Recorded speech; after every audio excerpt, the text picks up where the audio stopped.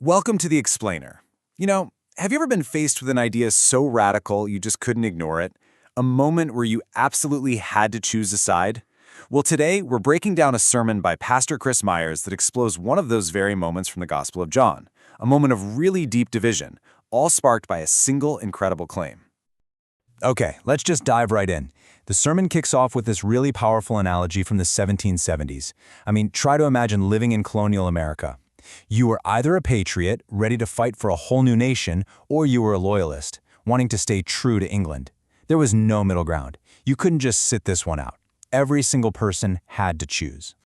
And this really sets the stage for the core theme of the entire sermon. How do we, as people, react when we're faced with an incredible claim that demands a personal response?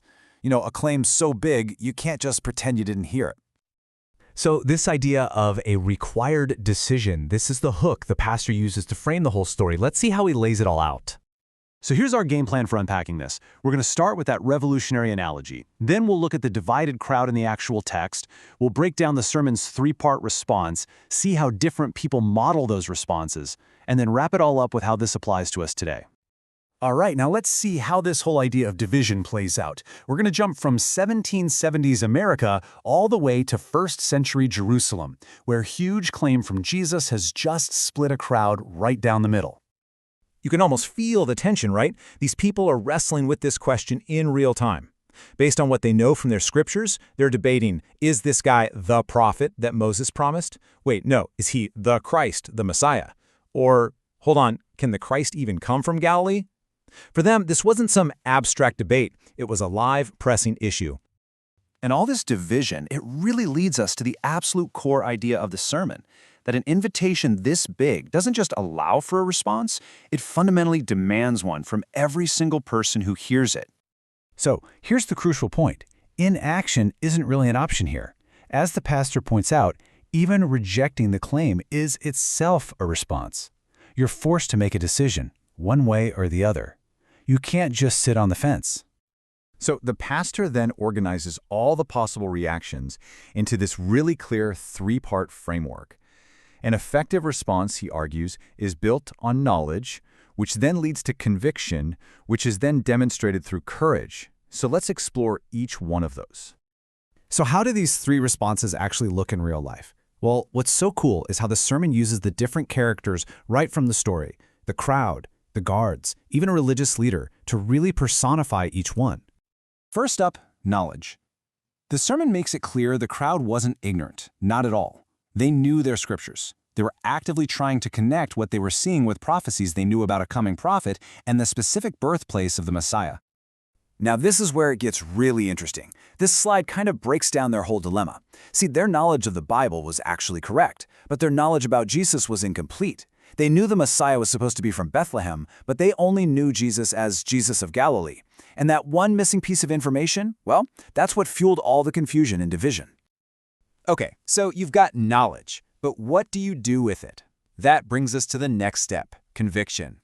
And for this, the sermon turns to a totally different group of people, the temple guards who were sent to arrest Jesus. And this just illustrates the conflict so perfectly. Picture this. The guards, these are professional soldiers. They were given a direct order from their bosses. But after hearing Jesus speak, they came back empty-handed. Their reason? No one has ever spoken like this man. Their personal conviction, just from what they heard with their own ears, it completely overrode their professional duty. So then the sermon shows us these two competing kinds of authority clashing. On one side, you've got the Pharisees, and they're resorting to, intimidation and shame. But on the other side, a pretty surprising character pushes back by appealing to an even higher authority, the law itself. And that simple act of speaking up when everyone else is shouting you down, well, that brings us to the third and final response, courage. And the sermon argues it's perfectly embodied by the man who just spoke up, a guy named Nicodemus. What's so important here is that Nicodemus is an insider. He's a Pharisee, a senior religious leader. He's one of them. And at this point, he isn't even endorsing Jesus. He's simply standing up for basic truth and due process against his own angry colleagues. And the sermon just emphasizes that this act alone takes an incredible amount of courage in an environment that hostile. So, okay, that's the ancient story. But to show why this whole framework of knowledge, conviction, and courage still matters today, The sermon concludes with this powerful, modern example of someone who faced the ultimate cost for their conviction. He turns to the story of Dietrich Bonhoeffer, a German pastor whose conviction was put to the absolute test during the Second World War. You see, Bonhoeffer was actually safe in New York when the war broke out. He had a choice. He could stay safe, or he could return to Germany to serve his church and his people in their darkest hour. He chose to go back, knowing full well the danger he was walking straight into.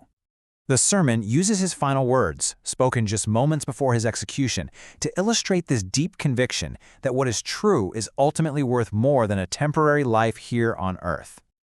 So, to kind of wrap up the whole argument from the sermon, a profound claim demands a response. A good response is built on knowledge, which should lead to deep conviction, and that conviction, in turn, requires the courage to act on it, no matter what the personal cost might be. So there you have it.